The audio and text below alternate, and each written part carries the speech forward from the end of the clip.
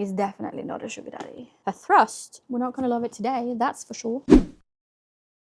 Hi everybody, welcome back to another video.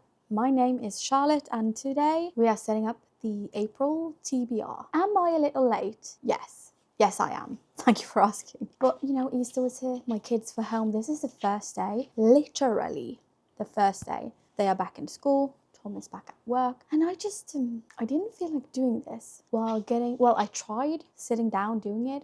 To be completely honest with you, I didn't pick a single prompt because every time I was about to do so, someone yelled mom. So I decided that today was just going to be the day, and I given myself not the best time to do it, but you know, we're here, we're going to do it. We're gonna see what today brings. And yes, I watched a YouTube video on like mannerisms that influencers do with their hands, and now I've picked up on every single one of them. My brain just went, you need to do that. So I do like this in real life now. I go to the kids, I'm like, my dog was trying to eat my headband. But yeah, we're just gonna jump straight on into it. I think we're gonna pick some prompts. I don't have that many left in here now, I feel, or maybe this one is just very big. I am gonna change it out for something different at some point. Now he's sitting on my book. Hi, bestie. Well, yeah, we're going to pick 5 prompts today. Now, one of the books that I really want to read is Rights of the Starling, the second book in the Shield of Sparrow series. That's a duology. It actually came out today. So if I don't get a prompt for it, I am just going to add it anyways. I know that I usually read more than 5 books in a month, but I feel like not filling every single slot makes it easier for me to read them, because I also have space to mood read, if that makes sense. I've been after my slump, I've just been on a real kicker lately. I've just been reading and reading and reading and reading. What was I saying? I've just been reading and reading and reading and reading. So I've usually I've spent 4 days on a book. Now I've been spending 2. So let's see what we get. Let's see what the first prompt is. Do you want to pick? Do you like this one? It says inspired by a Devon Cole song, which means it should be a cowboy romance or like a sugar daddy. He's standing on my book with the list of all my Kindle books and stuff like that. I'll put that right there so he doesn't need it. Let's see. What do we have in here that might be... I don't think I have any cowboy romances left. It's Chasing the Wild, but I didn't really enjoy that one, so I don't really think that's going to be... That's not going to be the one that, you know, sends me home. Let us see. This one looks like... The thing with this one is that I've read 2 of her books in the Mountain Men Then Mountain in a manly mountain man way, and I didn't really enjoy them. But I got this one because I think this one is single dad. Her curves are a luxury. Okay. He's definitely not a sugar daddy. Wait, this is cowboy, isn't it? This is cowboy. I haven't read this series by Elsie Silver yet. It's the first one. It's Off to the Races is the name of the book. I can't remember the name of the series. Gold Rush Ranch. It's the Gold Rush Ranch series. It's book number 1. This is cowboy. Let's see what it is about. Keeping things professional with my employees has never been an issue until Billy waltzes onto my property. I thought Waltz was her last name, but it's apparently not. She's talented, feisty, and so damn tempting. We clash from the moment we meet, and I can't stop thinking about all the ways I could take her down and peg.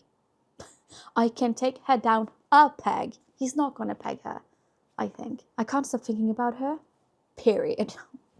Period. Am I the only one that hears that word and automatically thinks of having a period? And in a small town on an even smaller farm, it's hard to keep my distance. Billy is the whole package. Whip smart with a body I fantasize about, and quite possibly the only woman who can save this business and me. She drives me crazy. But the more time we spend together, the more I crave her. Her lips, her thrust, her heart, her thrust. I want to know. Okay. That escalated. But at what cost? Because I suddenly don't just want to win races. I want to win the girl. He's a bull rider, isn't he? Well, that gives cowboy vibes. So we're gonna do Off to the Races as our first book. And I love the covers. So okay, that's the first one. We're gonna put it right here. That went well. Next one. This one in a diddly D. Best rated book on my TBR. Now the thing is that then I have to go through them all, and I don't have time for that right now. I don't have time to go through all of them. But here's what we're going to do. I'm going to keep it, and off camera, when I am out helping my mom with everything I need to do, because there's going to be some waiting for me, I'm going to take a picture of all of them, and I'm going to go through them, and I'm just going to insert it either here or at the end, what book I picked. That is like the highest rated one on my TBR. Okay. Let's do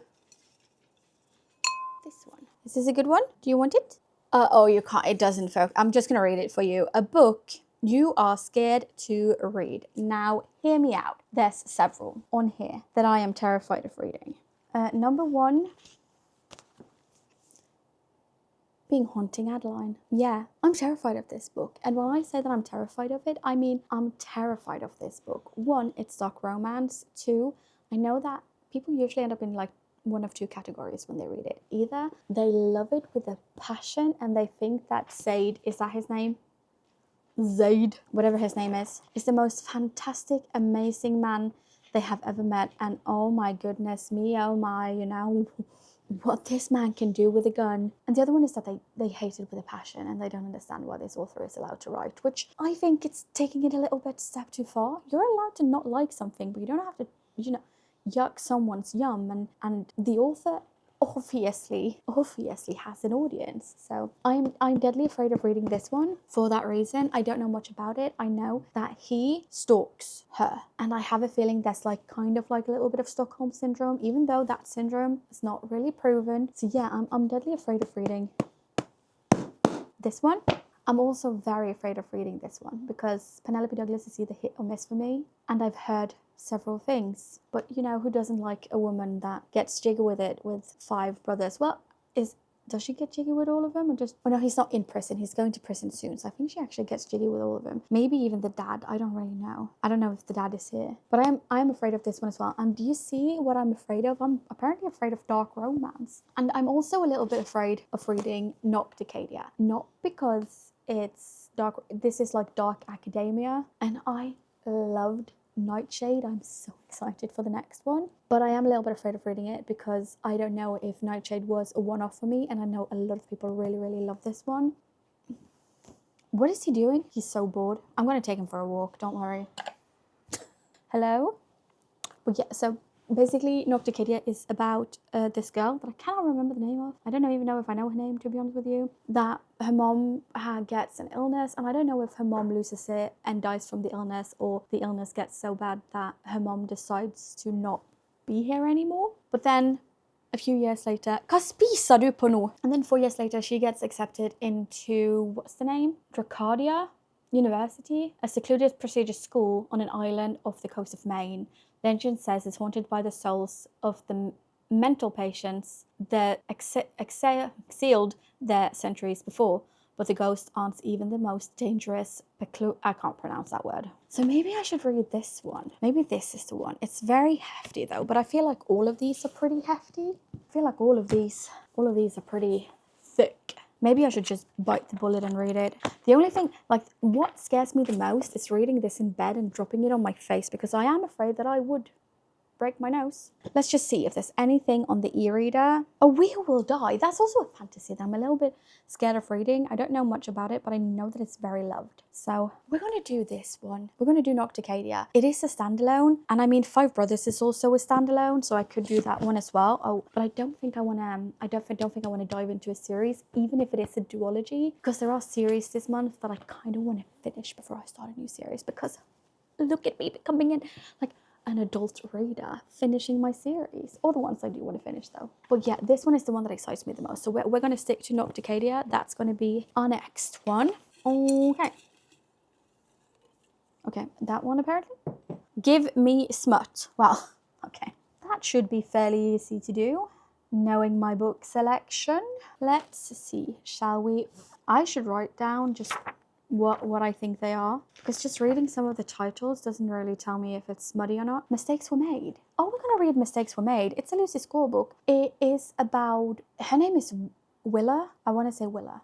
This is also a duology that I kind of wanted to finish this month. So this works out perfectly because the first one is Story of My Life, and this is the FMC from Story of My Life is best friends with the FMC from Mistakes Were Made. So we basically follow Willa following her best friend into, well, the town where she meets her man. And you do meet the person Willa is gonna fraternize with as well. And I know a lot of people said that that wasn't their favorite Lucy Score book. Like, she tried something new, they didn't really like it. I personally loved it. I haven't really read that much about it. And to be completely fair with you, I've said it before, I'm gonna say it again, I do like going into my books pretty blindly, just because I feel like a lot of the tropes that I put out there, especially if they're micro tropes, they tell me so much of the story. Like, they spoil the story for me. I don't mind knowing that it's fake dating, and I do understand that marriage of convenience is maybe something that you want to know, and second chance is also something you do want to know, but I don't need to know too much. I feel like we know too much, that your best friend's little sister, that she is, you know, women in STEM, you know, you don't leave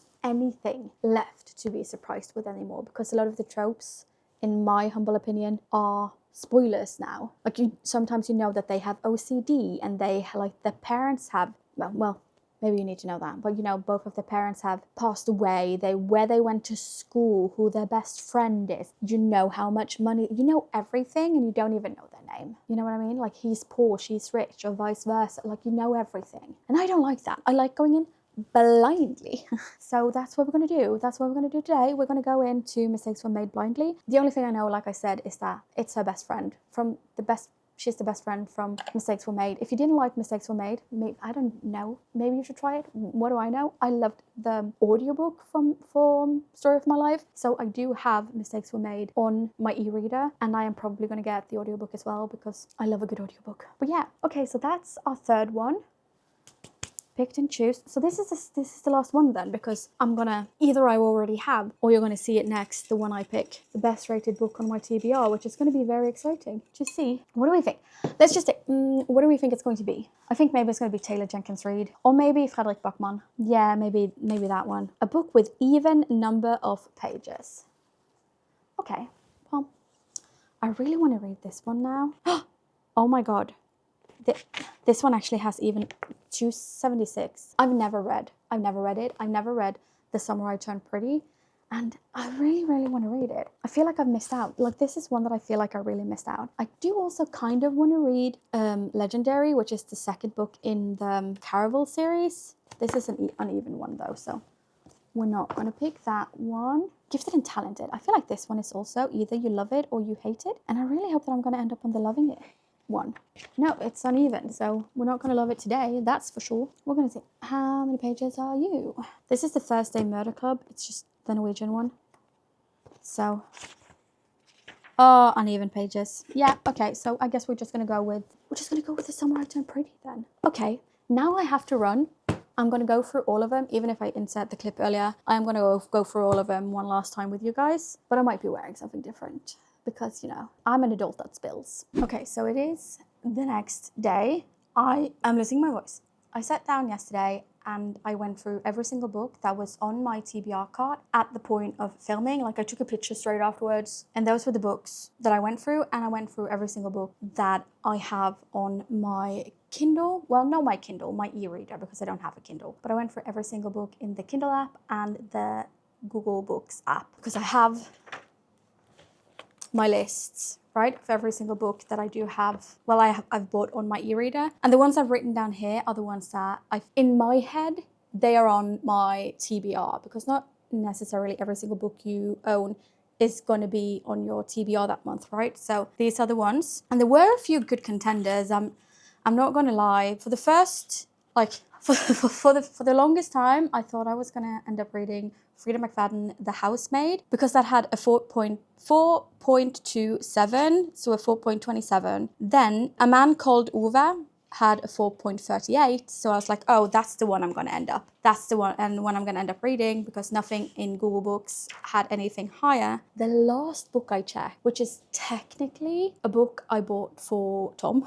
It's not, I mean, I bought it, but Amazon family sharing thing, I bought it because I thought it would be a fun book for both me and Tom to read, and that had a 4.47, so almost 4.5, which is pretty good, and it is an older book as well. So I'm gonna read, I feel like everybody else is reading it as well on the internet right now, but I'm gonna read Dungeon Crawler Call. That's gonna be like the highest rated one on my TBR. I can't remember if it said that it had to be my physical TBR, but I checked everything because I couldn't remember and I didn't have it in me to check. So if that's what it said, I'm so sorry. We're gonna end up with an e-read. So it's gonna be Dungeon Crawler Call. That leaves us with, I'm gonna say it again, Dungeon Crawler Call, Mistakes Were Made, The Summer I Turned Pretty, and Off to the Races, and Nocticadia. Those are gonna be the 5 books that are on my TBR this month. That leaves room for me to feel my way and read something else as well. But yeah, so this is my lovely April TBR. I made a new TBR jar also yesterday. I was very productive. So we're gonna have that ready. And yeah, thank you guys so much for spending some of your precious time with me. I really do appreciate it. And if you made it this far into the video, why not, hit that little subscribe button and tickle the like button, because I've heard she really enjoys being called a good girl. And hopefully I will get to see you all in the next one. Bye-bye.